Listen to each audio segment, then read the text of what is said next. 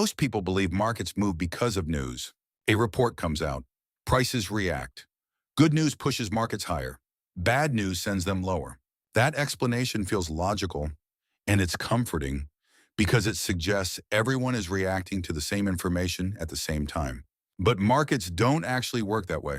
By the time a headline reaches your screen, it has already been read, debated, and acted on by participants who operate well ahead of public attention. Large institutions don't wait for confirmation. They position for shifts that are still forming, often before they are visible in the data or discussed in the media. This is why markets sometimes fall on good news and why they can rise when the headlines feel overwhelmingly negative.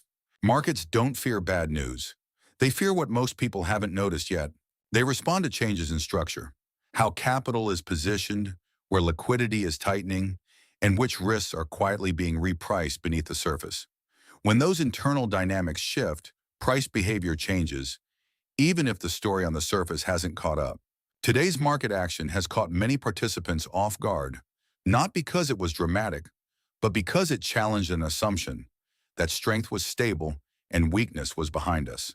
In this analysis, we're going to step away from emotion and headlines. We'll focus on what actually changed, why it matters, and how professionals think about risk when conditions begin to shift. Over the most recent trading sessions, U.S. financial markets experienced a broad-based decline across multiple asset classes. Major equity indices moved lower during the same window. The S&P 500 declined by more than 1% in a single session, while the Nasdaq Composite recorded a sharper pullback, reflecting weakness in growth-oriented stocks. The Dow Jones Industrial Average also fell, though its decline was more moderate relative to technology-heavy benchmarks. At the same time, traditionally uncorrelated assets moved in the same direction. Gold and silver prices declined, and Bitcoin also traded lower. This simultaneous movement across equities, commodities, and digital assets is typically described as a reduction in overall risk exposure rather than a sector-specific event. In fixed income markets, U.S. Treasury yields moved lower. The 10-year Treasury yield declined toward the lower end of its recent range, indicating increased demand for government bonds during the same period equities were selling off. This shift occurred despite the release of a U.S. employment report that showed job growth exceeding consensus expectations. From a timing perspective, the market reaction unfolded quickly. Equity prices initially attempted to stabilize following the data release, but failed to hold intraday gains. By the following session, selling pressure broadened and declines accelerated across multiple indices. Compared to conditions 1 to 2 weeks earlier, price behavior changed in two important ways. First, rebounds became shorter and less durable. Second, rallies failed to exceed prior highs, resulting in a loss of upward momentum rather than an abrupt collapse. From a technical standpoint, the S&P 500 and Nasdaq both moved below previously established rising trend structures that had been intact since the April lows. The Dow Jones, by contrast, remained above its comparable trend level during this period, highlighting relative strength in more defensive equity components. These developments describe what occurred, not why it occurred or what comes next. They establish the factual backdrop: synchronized declines across risk assets, lower treasury yields, reduced upside momentum, and a measurable change in market behavior compared to recent weeks. What makes this market move important is not the size of the decline, but the sequence of reactions taking place beneath the surface. Markets rarely reprice risk in a single step. Instead, they move through chains of cause and effect that begin quietly and only become obvious once price behavior has already changed. The recent pullback fits that pattern. The first-order effect is straightforward. Investors reduced exposure to risk assets. This shows up in equities moving lower, commodities failing to provide diversification, and digital assets declining alongside traditional markets. When assets that normally behave differently move in the same direction, it suggests positioning is being adjusted broadly rather than selectively. The second-order effects are more subtle. As equity prices weaken, volatility expectations tend to rise, even if volatility indices do not spike immediately. This can affect portfolio construction decisions, margin requirements, and short-term liquidity conditions. Participants who rely on stable correlations may find that diversification benefits temporarily weaken. Another important transmission channel is fixed income. Falling treasury yields during equity weakness indicate that capital is not rotating into other risk assets, but instead moving toward perceived safety. This does not confirm economic contraction, but it does signal a shift in risk preference. In previous periods, sustained equity strength has often coincided with stable or rising yields. The divergence observed here suggests that growth expectations and risk appetite may be decoupling. Sector behavior adds another layer. Technology and growth-oriented stocks have led the decline, while more defensive areas have shown relative resilience. This rotation pattern typically reflects investors prioritizing earnings stability and balance sheet strength over future growth potential when uncertainty increases. It is a re-weighting process, not a liquidation event. Timing also matters. The inability of markets to hold gains following widely anticipated economic data indicates that expectations were already embedded in prices. When markets fail to advance on information that aligns with consensus, it often reflects exhaustion rather than surprise. The adjustment then occurs not because conditions worsen suddenly, but because upside potential narrowed. Importantly, none of these developments operate in isolation. Reduced risk exposure affects liquidity. Liquidity conditions influence price sensitivity. Increased sensitivity amplifies responses to future data, even if that data is incremental rather than extreme. Who is impacted first in this environment tends to follow a familiar sequence. Highly leveraged participants and short-term traders face pressure earliest as volatility and correlation rise. Longer-term investors typically respond later, once changes persist long enough to influence allocation decisions. This staggered response is why early phases of adjustment often feel confusing rather than dramatic. In short, the recent market action matters because it reflects a change in internal dynamics, not because it represents a definitive outcome. Understanding these cause and effect relationships helps separate temporary noise from structural shifts, a distinction that becomes increasingly important as conditions evolve. Periods like the current one often feel unprecedented in real time, but market history provides useful reference points, not to predict outcomes, but to filter emotion and clarify context.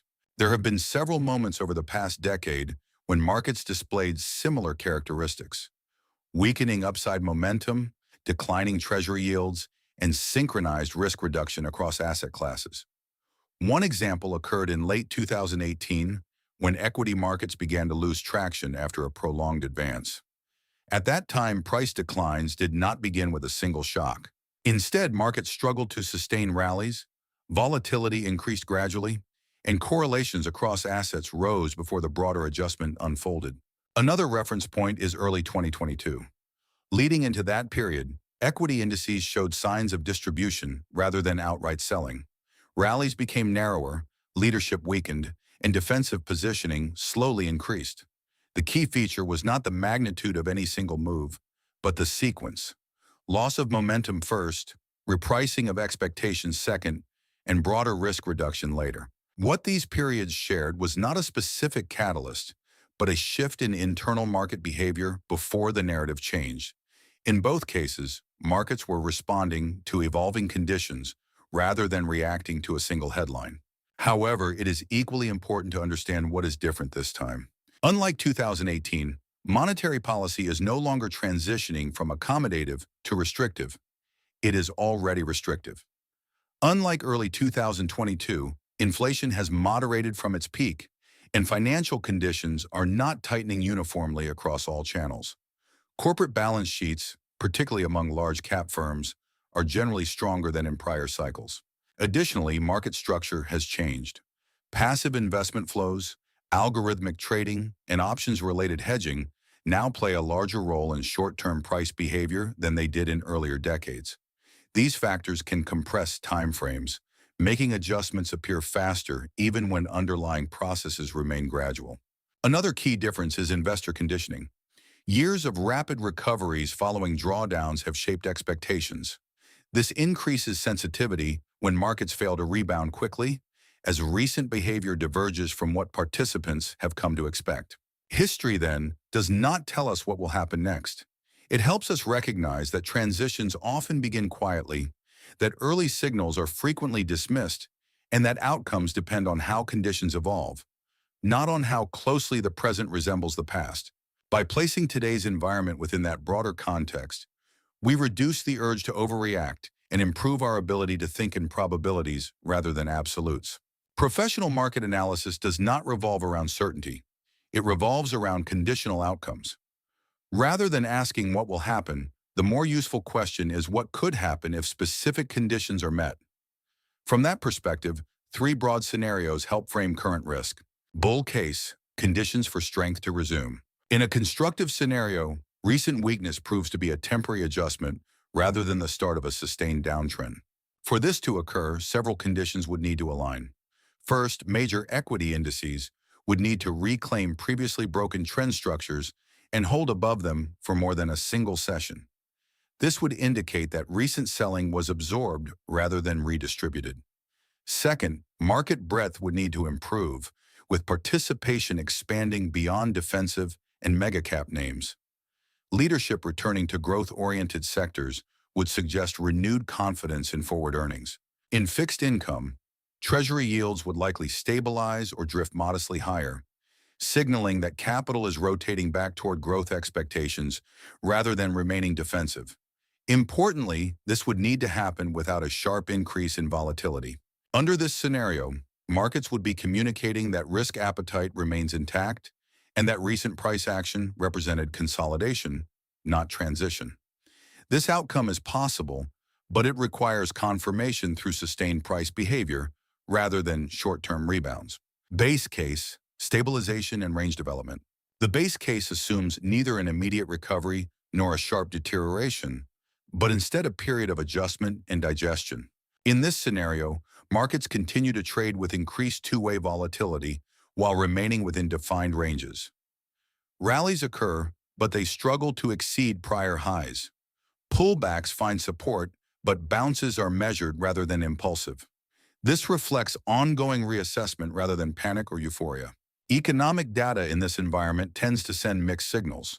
Some indicators remain resilient, while others soften gradually. Treasury yields may drift within a range, reflecting uncertainty rather than conviction. Sector rotation continues, favoring stability and cash flow over high-growth expectations. For investors, this scenario is often the most challenging psychologically. It rewards patience and discipline while penalizing overconfidence. Importantly, it does not resolve uncertainty quickly, but it allows markets time to reprice expectations more evenly. Bear case, conditions for a decisive trend change. A more negative outcome would require confirmation, not assumption. In this case, equity indices would fail to recover broken technical levels and would instead make a series of lower highs and lower lows. Selling pressure would broaden, moving beyond growth sectors into previously resilient areas. Correlations across assets would remain elevated, limiting diversification benefits. In fixed income, a sustained decline in Treasury yields alongside widening credit spreads would suggest rising concern about growth rather than a simple risk-off trade. Liquidity conditions would tighten, increasing sensitivity to even modest data disappointments. This scenario does not hinge on a single event. It develops if weakening conditions persist long enough to alter capital allocation decisions at the institutional level. Importantly, this represents a change in trend, not a reaction to headlines. Across all three scenarios, the key takeaway is not which outcome is right, but how probabilities shift as conditions evolve. Markets continuously update these probabilities, and disciplined analysis adapts alongside them. Rather than focusing on headlines or short-term commentary, professional analysis centers on a small set of indicators that consistently reflect changes in market structure and risk preference. These are the areas I am watching most closely as conditions evolve. One of the first is the US dollar index, DXY. Sustained strength in the dollar often coincides with tighter global financial conditions, particularly for risk assets. A rising dollar can pressure equities, commodities, and emerging markets simultaneously, while a stabilizing or weakening dollar may indicate easing stress. The direction and persistence of dollar moves matter more than daily fluctuations. Treasury yields are another critical signal. Beyond the level of yields, the trend and pace of change provide insight into expectations for growth and inflation. A gradual decline in yields alongside stable credit markets suggests caution rather than fear. By contrast, sharp yield movements accompanied by widening credit spreads would point to a more pronounced shift in risk perception. Inflation data, particularly CPI and PCE, also remains important, not for the headline number alone, but for how markets respond to it. When markets stop reacting positively to favorable inflation data, it can signal that inflation is no longer the dominant driver of risk appetite and that other concerns are taking precedence. Liquidity and volume deserve equal attention. Declines that occur on expanding volume indicate active participation, while low volume moves often reflect temporary imbalances. In addition, measures such as options, open interest, and positioning can reveal whether recent price action is driven by hedging activity or directional conviction. Finally, relative performance across sectors provides ongoing feedback. Leadership from defensive areas suggests capital preservation is a priority. Broader participation, especially from cyclicals and growth-oriented sectors, would indicate renewed confidence. None of these indicators offer certainty on their own. Their value comes from how they align or diverge over time. By monitoring them together, it becomes easier to distinguish between short-term noise and meaningful changes in market conditions. Periods of market transition often feel more uncomfortable than dramatic. Price movements become less predictable, correlations shift, and familiar patterns stop working as reliably as they once did. That discomfort is not a signal to react emotionally. It is a reminder to stay disciplined. Nothing discussed here suggests certainty about the market's next move. What it does suggest is that conditions have changed enough to warrant attention, patience, and thoughtful risk management. Markets evolve in phases, and understanding those phases helps investors avoid overreacting to short-term fluctuations.